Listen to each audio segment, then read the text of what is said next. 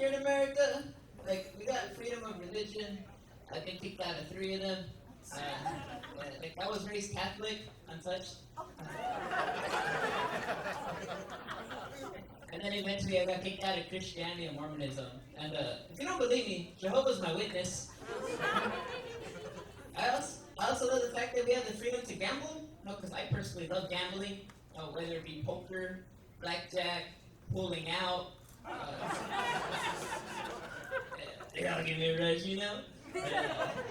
I also love the fact that we're a diverse country, but let's face it, we could be pretty racist. You know, like, for example, I'm 100% Mexican, and people don't usually figure out I'm Mexican, so after the racist things they say, they'd be like, Frank, if you're really Mexican, why are you so white? Like, I don't know, I must have ran out of toner. It's hard living out here in America with white skin and brown credit.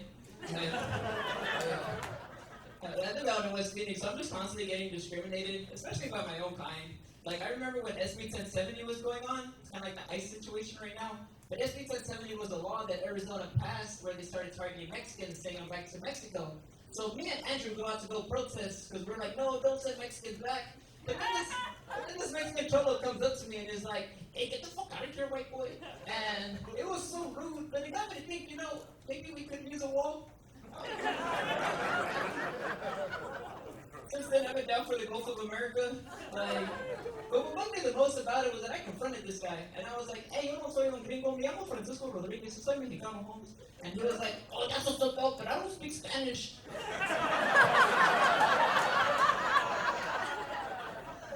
I'm tired of these brown privileged Mexicans, man.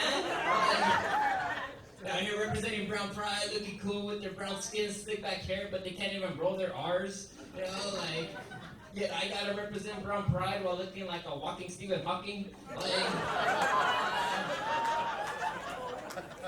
it's not right at all, man. Don't get me wrong though, I am glad I was raised Mexican, because Mexican culture is pretty cool. Like, our baby name book is called the Bible.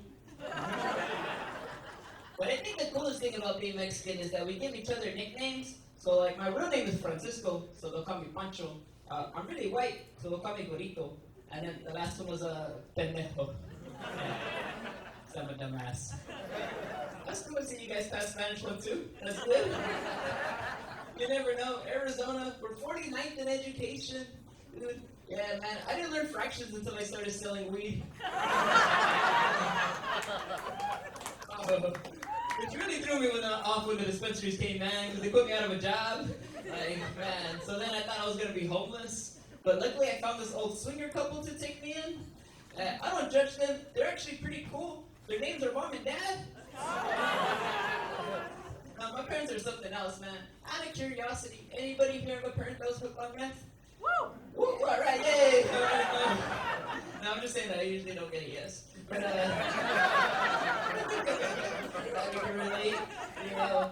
Because it is interesting, because my dad is a recovering meth addict. So growing up definitely is different, you know, because most kids would play like catch up their dad. Me and my dad would play games like, is that really there?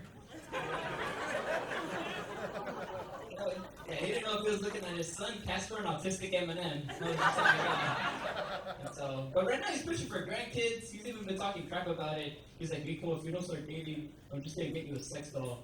I was like, well, don't go cheap. Christmas is around the corner, and Japanese invented this incredible life-looking one. Not that I don't know anything about it, but here's the link, promo code Frankie, 15% off.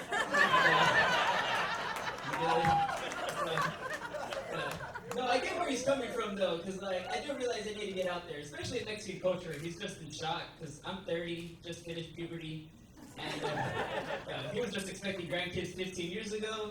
He's like, Rico, you need to get out there, and I realized I do need to get out there because I noticed that your boys started to bald, and usually when Mexicans start to bald, they shake their head, they look all tough cholos and all, and yeah, I can't do that.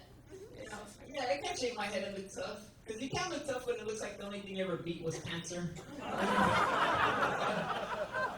Like, what was my make-a-wish? My fucking hairline to come back, bro. Like, So I need to get out there. Because I do want a family one day. I think it'd be amazing to be able to come home and, like, the house is clean. Kids are quiet. Wife and girlfriend are getting along. Just the basic form in life.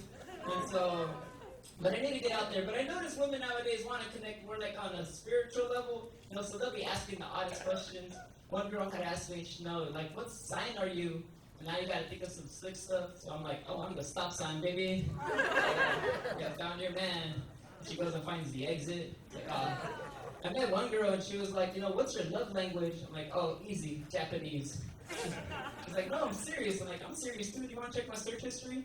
Like, better yet, you want to meet my sex doll? Like, yeah, it's not weird. My dad got it for me. Luckily, I did end up dating somebody, and she's great. She's 75% Mexican, 25% white. So I knew there was a 100% chance that I would get abused. And so, yeah, I learned fractions. And I just wasn't expecting so much verbal abuse, because like every now and then she'd be calling me by the wrong name. Also, like we'd be heading out, and she'd be like, "You ready, Freddie?" And it's like, "Girl, my name is Frankie." Like, that's not cool. And it would spark arguments too. I'd be like, "You cheating on me, aren't you?" And she's like, "No way, Jose." I'm like, "Girl, that's my cousin." Like romance. And then another thing I noticed that she does is that every now and then she'll give me like a backhanded compliment. So like she'll point at a guy and be like, "You see that guy, babe? He's really scrawny. Babe, I'm glad you're not that scrawny." Like, I remember when she came to see me do stand-up. She was like, "Well, babe, you're actually kind of funny." I was like, "Well, babe, you're actually kind of a bitch." Threw me off, man. Because I'm pretty sure she won't like it if I give her like backhanded pickup lines. Like go up to her and be like, "Yeah, baby, if I was a fly, you'd be the only piece of shit I land on." Just expressing my loyalty to you. No, she's great though. I remember before her, your boy had jungle fever. And yeah, I'm a lover of all kinds. And yeah, I went on a date, beautiful black girl named Ariel, like the Disney movie. But unlike the Disney movie, this queen cannot get her hair wet. Thank you. The rest of you need more black people in your life. But like afterwards, the date went really good. But afterwards, she's like, "Yeah, Frank, if you want to get at this, you're gonna have to suck on my toes." Now, I don't know if y'all ever been in a position where you've been asked to suck on something you never sucked on before. And yes, my first thought was, uh-oh, because it made me realize how much power girls really have over us, man. Like, dude, she can make you do 10 push-ups if she wanted to before you have sex. Like, she'd be like, "Before I jump on those testicles, you better work on them chesticles, boy." But it just made me realize, the point I'm trying to get at, bro, is that, like, man, I was just, like, 3 toes in, just wondering how I got here. Like, man, why am I really into this? Like, God, I hope the restaurant doesn't smell like flounder. Oh, no, she did in KFC. But, no, it just made me realize the power of the power that women have. So I'm hoping that y'all women use that power tonight and tell them, y'all ain't getting any unless you vote for Frankie. All right, well, that's